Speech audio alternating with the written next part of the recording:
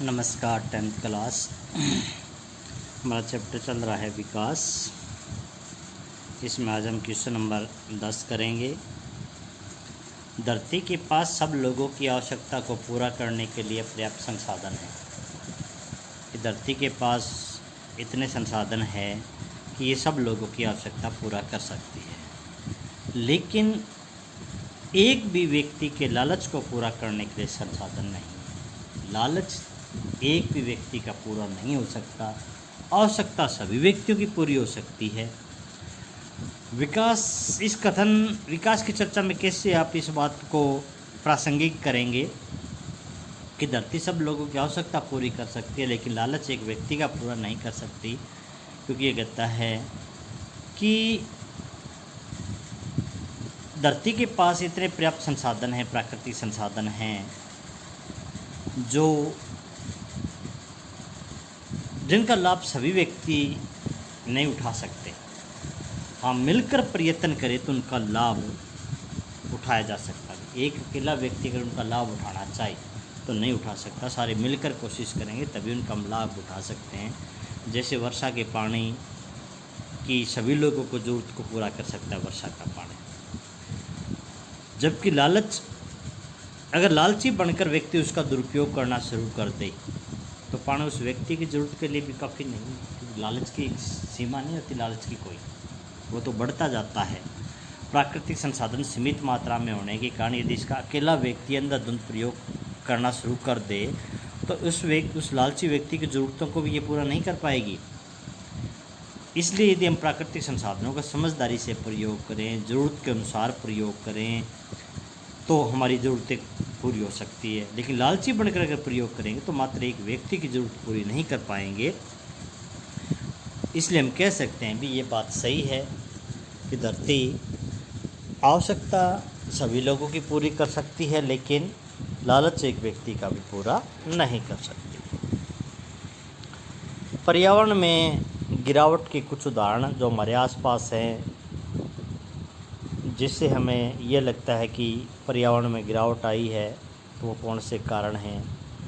तो ये कहता है कि पर्यावरण प्रदूषित हम हमारे आसपास भी देख रहे हैं, जैसे कूड़ा करकट पड़ा है कहीं पर, तालाबों में पशुओं को नहलाया जा रहा है, पानी को प्रदूषित किया जा रहा है, लकड़ी का प्रयोग करके धुआं निकलना, वनों का ज़्यादा से ज़्यादा कटाव हो रहा है, गाड़ियों का धुआं है, फैक्ट्रियों से निकलने वाली चिमनियों का धुआं है। ये चीज़ें हम हमारे आसपास देख रहे हैं और ये चीज़ें हमारे पर्यावरण को नुकसान पहुंचा रही है।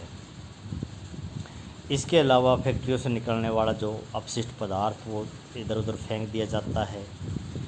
विभिन्न उद्योगों से निकलने वाली धूल कण है वो वातावरण में फैल रही है। पेड़ पौधों को काटा जा रहा है, जिससे दिन प्रतिदिन हमारे पर्यावरण में गिरावट आ रही है।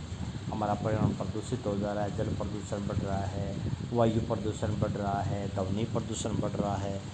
तो ये काफ़ी उदाहरण ऐसे हैं जो हमारे आसपास भी हमें नज़र आते हैं।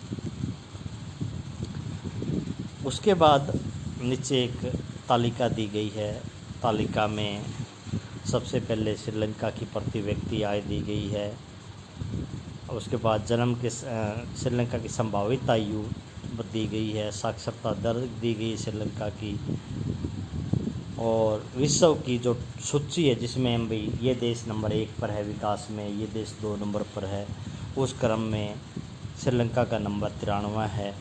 तो ये कुछ देशों की सूची है। नीचे इसने क्वेश्चन क्या पूछा है कि इस तालिका से हमें क्या पता चला है। इस तालिका से एक तो प्रति व्यक्ति आय सबसे ज़्यादा श्रीलंका की है, ये बात क्लियर हो रही है, और सबसे कम म्यांमार की है।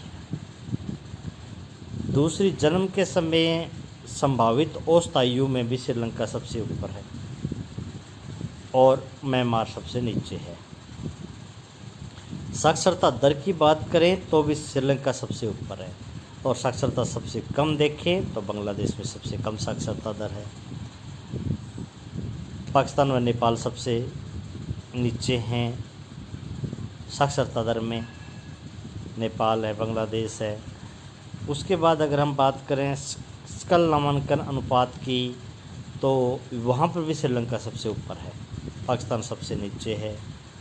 और अगर हम मानव विकास सूचकांक की बात करें तो श्रीलंका का नंबर सबसे पहले आता है और नेपाल का नंबर सबसे लास्ट है विकास के मामले में। उसके बाद अगली तालिका में उन लोगों की सूची दी गई है जिनको पूरा पोषण नहीं मिलता। तो केरल में इसने दिया 22% लोग हैं, पुरुष 19% महिलाएं हैं। कर्नाटक में 36% पुरुष हैं, 38% महिलाएं हैं। मध्य प्रदेश में 43 हैं। देश की एवरेज ये बता रहा है 37% लोग कुपोषण का शिकार हैं पुरुष और 36% महिलाएं कुपोषण का शिकार हैं। अब ये कहता है केरल और मध्य प्रदेश के लोगों के पोषण के स्तर की तुलना करें तो मध्य प्रदेश की तुलना में केरल में पोषक स्तर अच्छा है, क्योंकि वहाँ तो 22% लोग ही कुपोषण का शिकार है। मध्य प्रदेश में तो 43% लोग कुपोषण का शिकार है। तो मध्य प्रदेश की स्थिति ज़्यादा ख़राब है, वहाँ पुरुष और महिलाएं दोनों ही काफ़ी बड़ी संख्या में अल्पपोषित हैं। उसके बाद क्या आप अंदाज़ा लगा सकते हैं कि देश के 40% लोग अल्पपोषित क्यों हैं? क्योंकि लगभग 37% बताया इसने, तो 40% लोग के आसपास अल्पपोषित क्यों है? क्योंकि देश में पर्याप्त अनाज होने के बाद इसका वितरण सही नहीं है। कई राज्यों में अनाज बहुत ज़्यादा है, वहाँ बेकार चला जाता है अनाज। कई ग्रामीण इलाकों में राशन की दुकानें खोली गई है, लेकिन वो राशन की दुकानें ठीक ढंग से नहीं चल रही है। गांव में लोगों की आर्थिक स्थिति ऐसी है कि वो दुकानों से राशन खरीद नहीं पाते। जब राशन नहीं खरीद पाएंगे तो पौष्टिक भोजन उनको कहाँ से मिलेगा, जिसके कारण वो अल्पपोषण का शिकार हो जाते हैं।